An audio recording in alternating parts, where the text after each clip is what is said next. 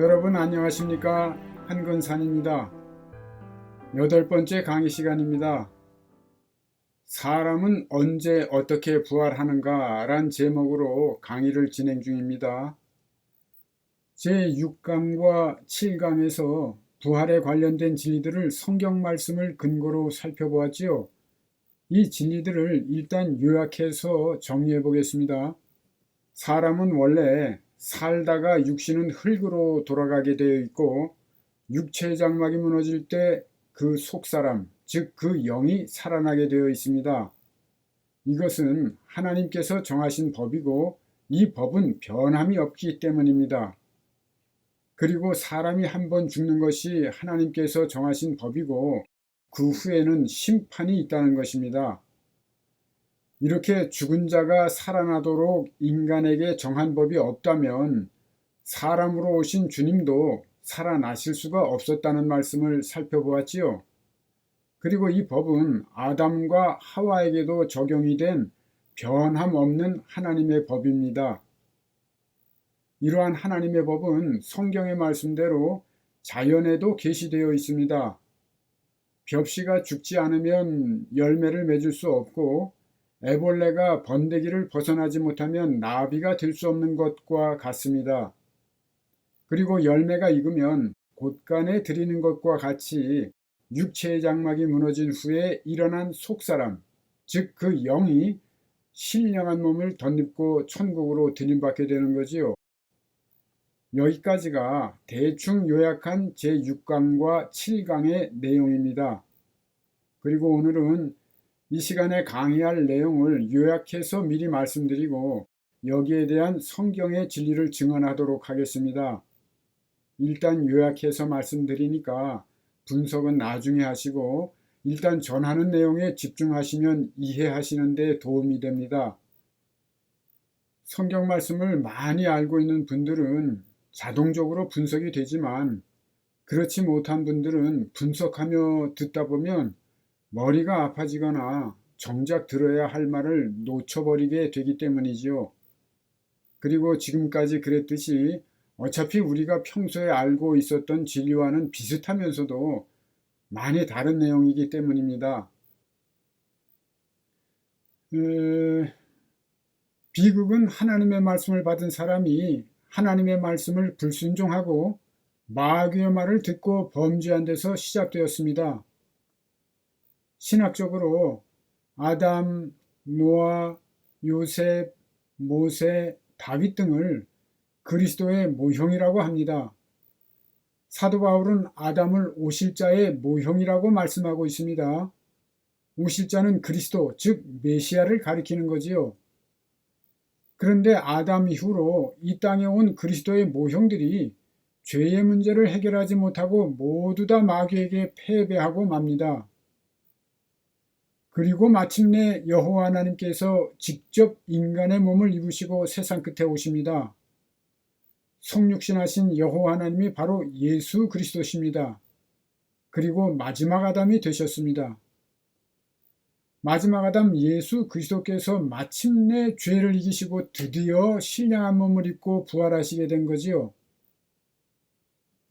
선악을 알게 하는 나무의 열매를 먹고 모든 자들이 죽었지만 생명나무이신 주님은 인류의 모든 죄를 담당하시고 죽으신 후 3일 만에 죽음을 이기시고 부활하십니다.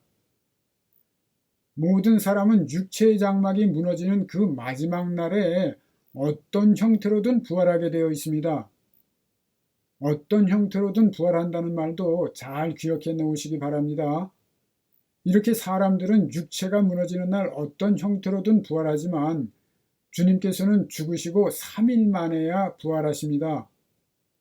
인류의 죄를 사해주기 위해서 그 죄를 대신 담당하셨기 때문에 3일 동안 옥에 계실 수밖에 없었던 것입니다.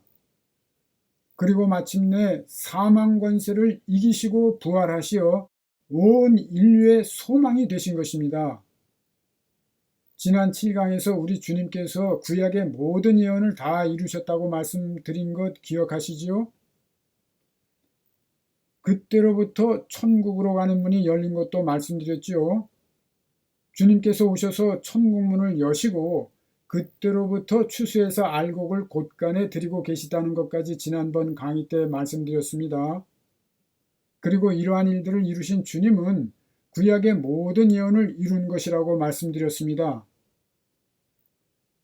이러한 진리가 깨달아지면 주님께서 하신 천국에 대한 비유가 실제로 명확하게 깨달아집니다. 마태복음 13장에 보면 주님께서 천국은 좋은 씨를 자기 밭에 뿌린 사람과 같다고 말씀하시면서 가라지를 뽑지 말고 추수 때까지 놔두라고 말씀하시지요. 그 추수 때가 언제인지 알면 곧바로 이 천국 비유가 깨달아집니다.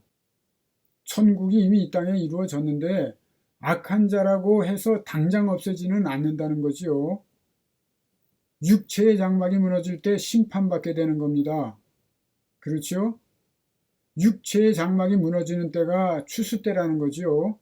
이러한 진리를 깨달으면 나머지 천국 비유도 쉽게 이해가 됩니다. 또 천국은 바다에 치고 각종 물고기를 모으는 그물과 같다고 말씀하셨지요.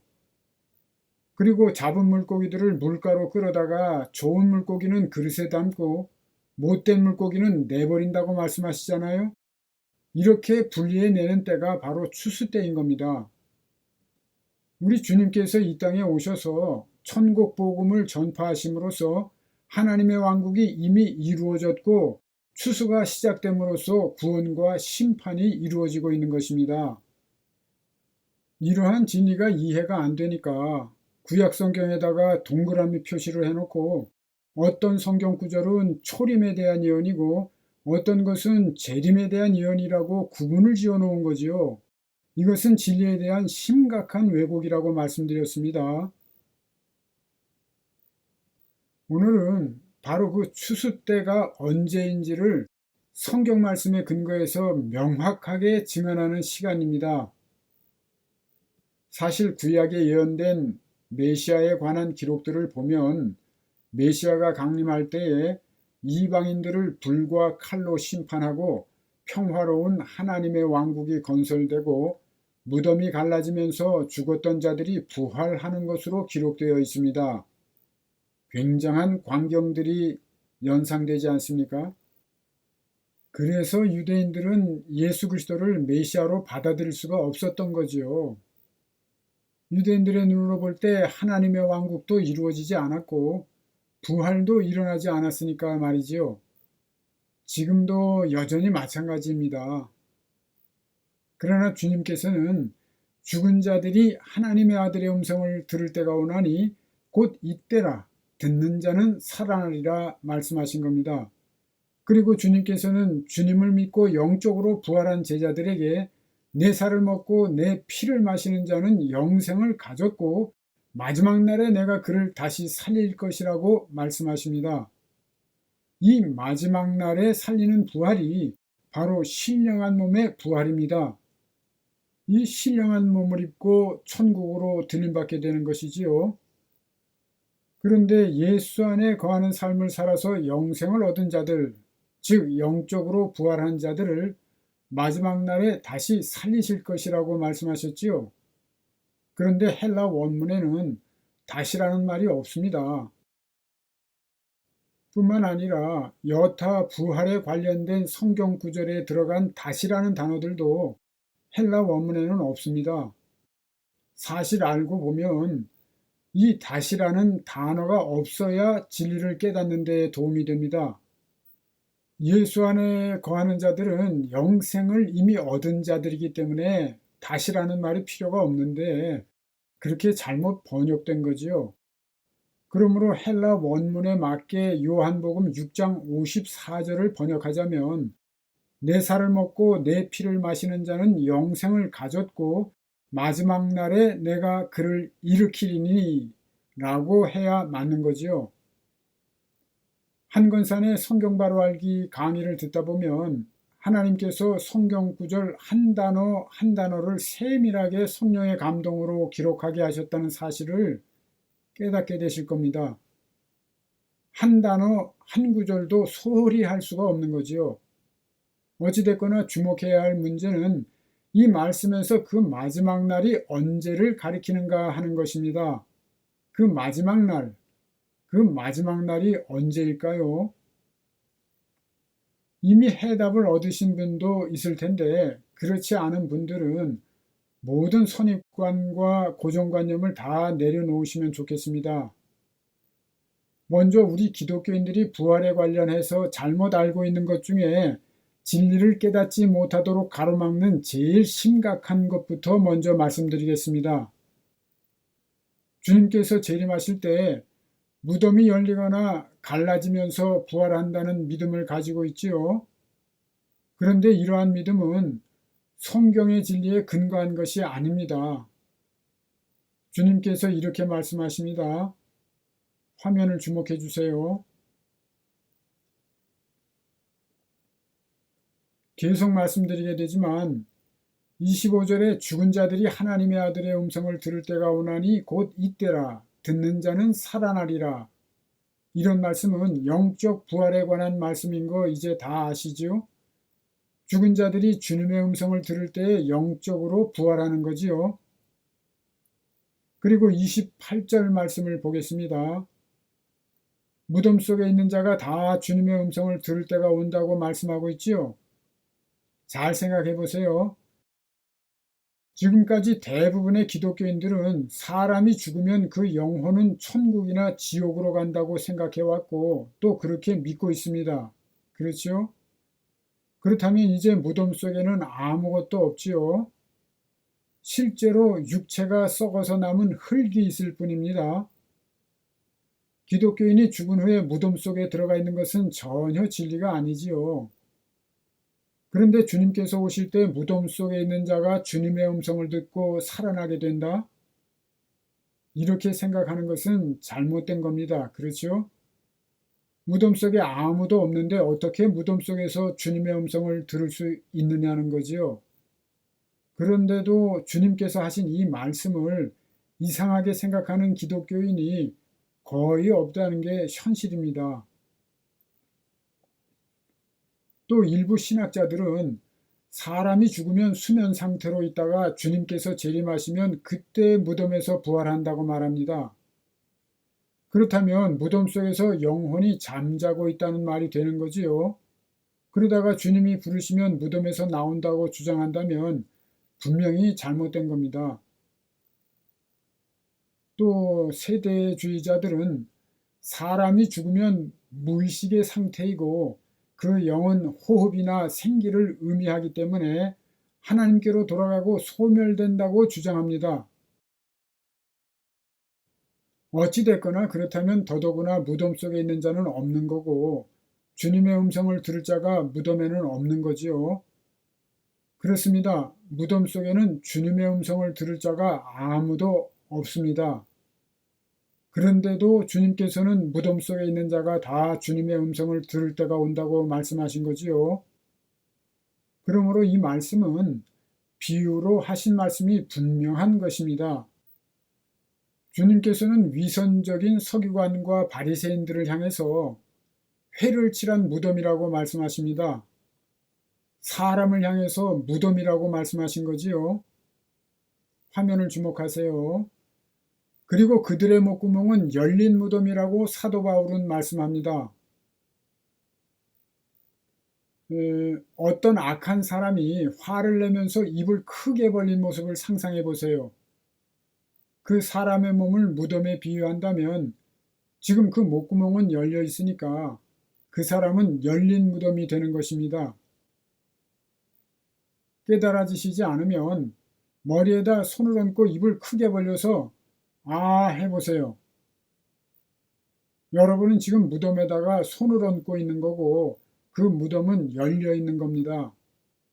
이해가 되시지요? 그러므로 무덤 속에 있는 자가 다 하나님의 음성을 들을 때가 온다는 것은 죄와 허물로 죽었던 자들이 주님의 음성, 즉 온전한 진리의 말씀을 들을 때가 온다는 것입니다. 온전한 진리의 말씀은 구원을 이루게 하는 주님의 음성이 되거나 심판하는 주님의 음성이 되는 겁니다. 2000여 년 전에 주님께서 친히 온전한 진리로 오셔서 구원과 심판을 이루셨고 보혜사 성령 또한 온전한 진리로 오셔서 사람들을 구원하시거나 심판하고 계시는 겁니다. 죄와 허물로 죽었던 자들이 그 무덤 속에서 주님의 음성을 듣고 영적으로 부활하는 것이지요. 그리고 예수 안에 거해서 살다가 육신의 장막이 무너질 때 생명의 부활로 일으키심을 받는 겁니다. 육체의 장막이 무너질 때 신령한 몸을 덧입고 천국으로 들림받게 되는 것이지요. 지난 6번째 강의에서 내용을 잘 이해하신 분들은 벽시 안에서 쌀이 튀어나오는 모습을 상상하실 수 있을 겁니다. 그리고 번데기에서 나비가 나오는 것, 이것도 부활에 관한 자연 계시입니다. 그리고 제7강에서 주님께서 이 땅에 오셨을 때 이미 알곡을 추수해서 거두는 자들이 이미 삭도 받고 영생의 열매를 모으고 있다고 말씀드린 것 기억하시지요? 알곡이 추수되어서 껍질을 벗어나는 날, 다시 말해서 예수 믿고 영생을 얻은 자가 육체를 벗어나는 날에 신령한 몸을 덧입고 부활하게 되는 거지요. 반면에 모든 피조물의 주인이신 예수 그리스도를 부인하는 자들은 그대로 심판받고 여전히 죽은 채로 무덤 속에 거하는 삶을 살다가 마지막 날, 마지막 나팔의 심판의 부활로 나오게 되는 것입니다. 물론 마지막 나팔이란 주님의 음성을 의미하고 마지막 날이란 그 사람의 인생 끝날을 의미합니다. 성경에서 인간의 육신이 무덤이나 집에 비유되고 있다는 것을 꼭 기억해 놓으시기 바랍니다. 그래야 성경 읽으실 때나 강의를 들으실 때나 진리를 놓치지 않게 됩니다. 제3강에서 이런 말씀을 드린 적이 있습니다. 내 말을 저버리고 내 말을 받지 아니하는 자를 심판할 이가 있으니 곧 내가 한 그 말이 주님께서 한 그 말이 마지막 날에 그를 심판하리라. 내가 한 그 말이 마지막 날에 그를 심판하리라. 그렇습니다. 마지막 날 육체의 장막이 무너질 때 주님의 음성을 듣게 되는 것입니다. 무덤 속에 있는 자가 다 마지막 날에 주님의 음성을 듣고 부활하게 되는 거지요. 29절의 말씀처럼 선한 일을 행한 자는 생명의 부활로, 악한 일을 행한 자는 심판의 부활로 나오게 되는 것입니다. 벌써 시간이 다 된 것 같습니다. 다음 시간에는 마지막 날 육체의 장막이 무너질 때 어떠한 부활로 나오는지에 대해서 자세하게 성경에 근거해서 말씀드리도록 하겠습니다. 안녕히 계십시오. 한건산이었습니다. 애청해 주셔서 감사합니다.